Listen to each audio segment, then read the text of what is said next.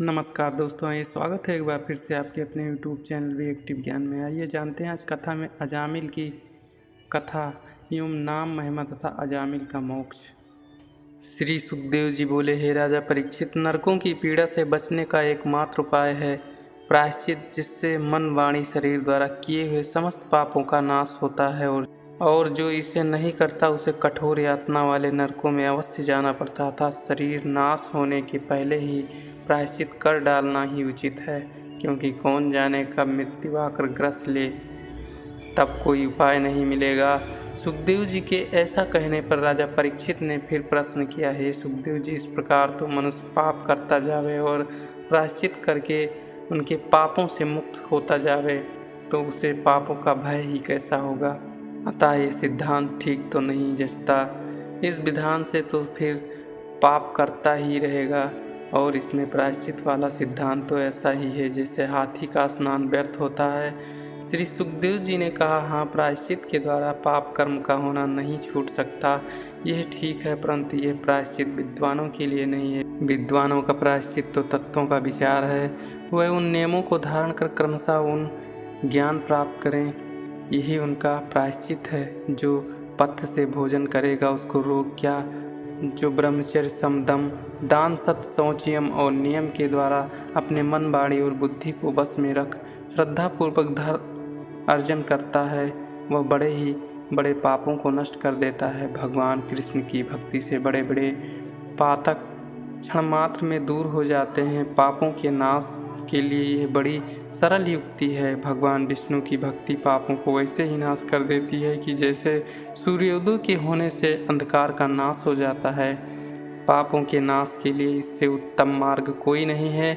इस मार्ग में कोई भय नहीं है और वो सर्वथा ही कल्याण परस्पर है। अन्यथा प्रायश्चित करके भी क्या हुआ, यदि वह नारायण वासुदेव से विमुख रहता है। परंतु जो ऐसा नहीं है, जो भगवान वासुदेव के चरणों का भक्त है अथवा जो दृढ़ होकर भगवान कृष्ण के चरणों में अपना मन लगा देता है, तो उसके सब पाप स्वयं ही नष्ट हो जाते हैं। उन्हें स्वप्न में भी यम के दूतों का भय नहीं रहता और हाथ में फांस लिए यम के दूत उनके पास नहीं आते। इस संबंध में एक प्राचीन इतिहास में तुम्हें सुनाता हूँ। कान्यकुब्ज देश में एक अजामिल नाम का ब्राह्मण था, जिसका आचरण अच्छा नहीं था और जो कितने ही समय तक चोरी, ठगी, बेईमानी और दुराचार आदि करता। इस प्रकार उसने अपना सारा जीवन स्त्री और पुत्र मोह में बिता दिया। उसकी 80 वर्ष की आयु हो गई। उसके 10 बेटे थे, जिसमें सबसे छोटे बेटे का नाम नारायण था, जो माता पिता दोनों का बड़ा ही प्यारा था। उसकी तोतली बोली और बाल सुलभ बातों में बुढ़े का मन लगा रहता था और वह खाते पीते बैठते उठते हर समय नारायण को अपने हृदय से ही लगाए रखता था। उससे प्रेम में वह इतना अनुरक्त था कि वह उसे मौत का ध्यान ही नहीं रहता।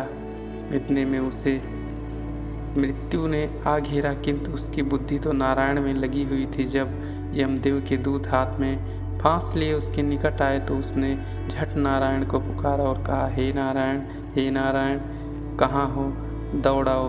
तब तो मृत्यु के निकट पहुँचे हुए उस मंद स्वर से पुकारने वाले अजामिल की बात सुनकर भगवान विष्णु के पार्षद, जो भक्तों को रक्षार्थ सदैव तत्पर रहते हैं, शीघ्र ही उसकी रक्षा के लिए दौड़े और यम के दूतों को उन्होंने रोका। यम के दूतों ने कहा, तुम हमें रोकने वाले कौन हो? हम लोग यम के दूत हैं, तुम सब 4 भुजाओं वाले कौन हो? धर्मराज महात्मा, यम की आज्ञा पालन में बाधा क्यों डालते हो? श्री सुखदेव जी कहते हैं कि जब यम के दूतों ने ऐसा कहा, तब विष्णु के पार्षद ने हंसकर मेघ के तुल्य गंभीर वाणी में उन्हें अपना परिचय और धार्मिक महत्व एवं लक्षण बतलाते हुए अजामिल को मुक्त कर देने का उपदेश दिया। यम के दूतों ने विष्णु के पार्षदों से कई प्रश्न किए और संवाद भी किए, जिनका उन्होंने उचित उत्तर दिया और कहा कि तुम लोग जाओ, हम लोग इसे बैकुंठ ले जाएंगे। यमराज के दूतों ने कहा, वाह, जो ब्राह्मण होकर भी इसने एक शूद्रा को अपनी रखेली बना, उसके पति को छुड़ा दिया और अपनी विवाहिता ब्राह्मणी को सर्वदा के लिए त्याग दिया।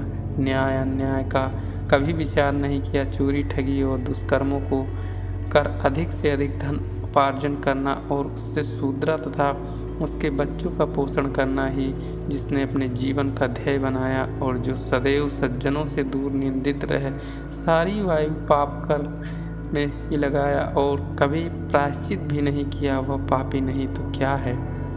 अतः हम इसे धर्मराज के पास अवश्य ही ले जाएंगे, जहाँ ये धर्मराज के द्वारा दंडित होकर शुद्ध किया जाएगा। श्री सुखदेव जी बोले, हे राजा परीक्षित, यमदूतों के ऐसे वचन सुनकर श्री विष्णु के पार्षदों ने कहा, बड़े कष्ट की बात है कि जो धर्म ही की सभा में ऐसा अंधेर दिख पड़ता है, जब प्रजाओं के पिता तुल्य रक्षक ही उनके भक्षक हो जाएंगे, तब संसार का कल्याण कैसे हो सकता है। धर्मात्माओं की सभा में यह अन्याय देखा ही नहीं जाता। हम जानते हैं कि इसने जन्म भर पाप किया है, परंतु जब अंतिम क्षण आया तो श्री भगवान विष्णु का नाम लेकर उसने स्मरण करता रहा, तब क्या इसका प्रायश्चित ही नहीं हो गया।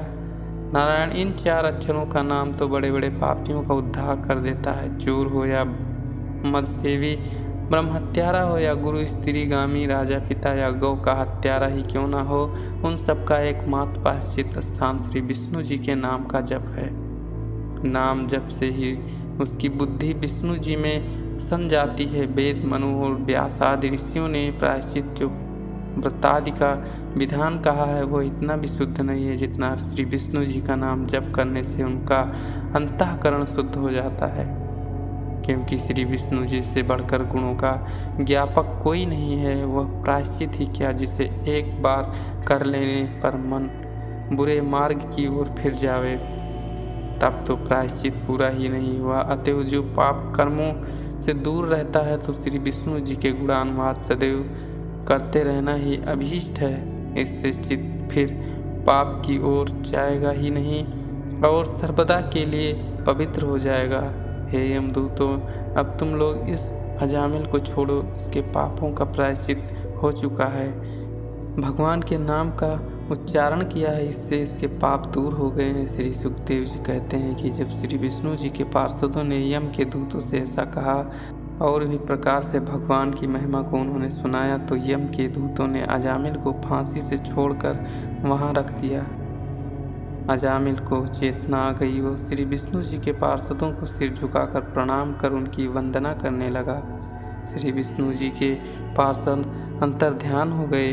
फिर तो उसी समय से अजामिल भगवान विष्णु का भक्त बन गया और क्रमशः उसे वैराग्य प्राप्त हुआ तथा वह पिछले पापों का स्मरण कर उनका प्रायश्चित करने लगा। उसने अपने को बहुत धिक्कारा और अनेकों प्रकार से अपनी पूर्व पाप वृत्तियों एवं कुकर्मों पर पश्चाताप करता हुआ मैं और मेरे की बुद्धि से विरत हो भगवान का कीर्तन करने लगा। साथ ही उसने सब कुछ छोड़ हरिद्वार का मार्ग लिया और वहाँ पुण्यशिला भगवती भागीरथी के तट पर बैठकर संतों द्वारा योग की क्रियाओं को सीख अपने मन को परमात्मा में लगा दिया। उसकी बुद्धि सदैव के लिए ही परमात्मा में स्थिर हो गई। फिर तो शीघ्र ही श्री विष्णु जी के पार्षद उसके पास आए, जिन्हें प्रणाम कर अजामिल ने गंगा में स्नान किया, जिससे उसको भगवान के पार्षदों के समान ही रूप प्राप्त हो गया। और उसी क्षण श्री विष्णु जी का भेजा हुआ एक दिव्य विमान भी आया, जिस पर बैठकर लक्ष्मीपति नारायण श्री विष्णु जी के पास पहुंच गया। भगवान के जप में इतनी शक्ति है कि नरक में भेजा जाने वाला अजामिल शीघ्र ही मुक्त हो गया। भगवान के तीर्थ रूपी चरणों में ध्यान लगाने का यह उत्तम फल है। भगवान के नामों का कीर्तन करने से कर्म बंधन कट जाते हैं और ऐसा भक्त निश्चय ही नरक की भयानक यातना से बच जाता है।